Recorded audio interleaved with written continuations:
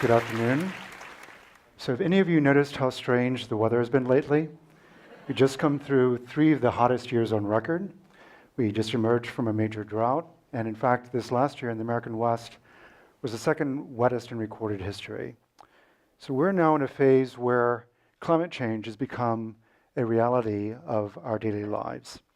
And what I'm going to describe to you today are some pathways for getting down off the up escalator of climate change, and it's critical that we engage in this collectively.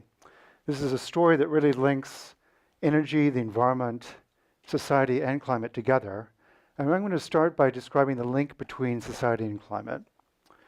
So we've been very fortunate to establish our cities, our agriculture, our industry in a period of very stable climate. And of course, the weather bounces around the Mediterranean climate that we have here in the American West and the climates under which people have set up their cities and their agriculture and their industries all over the world. And that stability has lasted for literally thousands of years.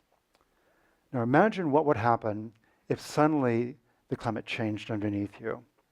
And that's the situation that we're facing now. None of the students in our classes have grown up in a normal climate.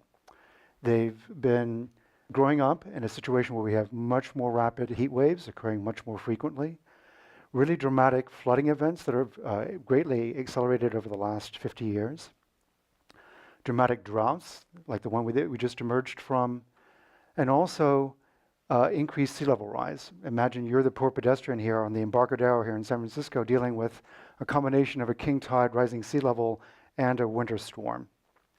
So what's driving this climate change is something that many of us here at Berkeley have been studying rather intensively. And we're now very confident that humankind is the primary responsible agent for the change that we've been observing in our own lifetimes. And there are a few key culprits that I want to call out. The first is black carbon and carbon dioxide. Carbon dioxide, sort of shown by the smokestacks in these pictures, is the main culprit, but black carbon that comes from just ordinary diesel combustion is also a major agent of climate change. And I illustrated this showing a particularly intrepid runner from a recent marathon in Beijing wearing what was apparently appropriate personal protection gear, given the level of smog in that city. So black carbon contributes significantly to smog as well. And it also contributes to health problems as well as to global warming.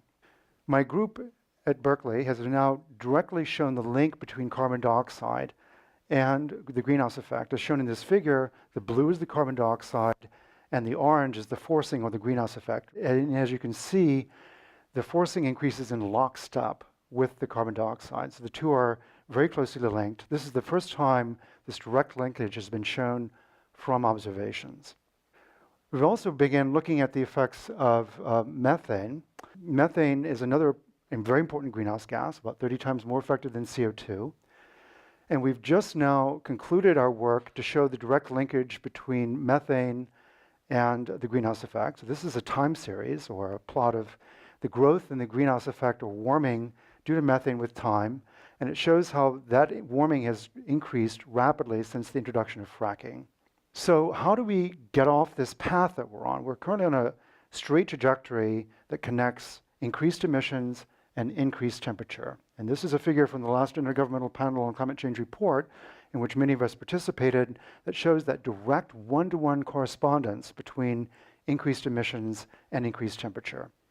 So we have to slow down our path down this curve, because it's a very straight trajectory toward a much warmer and much stranger climate. Well, I'm happy to say that there are success stories. So if you look at Los Angeles, the butt of jokes, right? So you can get smog in a can. This was true of Los Angeles in the 1970s, but if you fast forward to today, it is a much cleaner environment.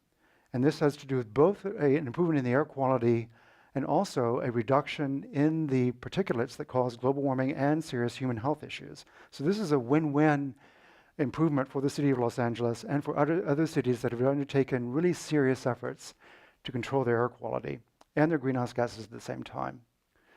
We are fortunate to have a state governor, Governor Brown, who's very serious about reducing the effects of climate change. This is a meeting that we had with him recently in which he really took on the duties as governor and as the leader of the largest virtual nation that went to the Paris Accords to try to reduce the agents that drive global warming. And I think thanks to this kind of initiative, we can build a world that both embodies the sustainability that we think is so critical to human life and also embodies the diversity that we hold as a critical value. Thank you very much.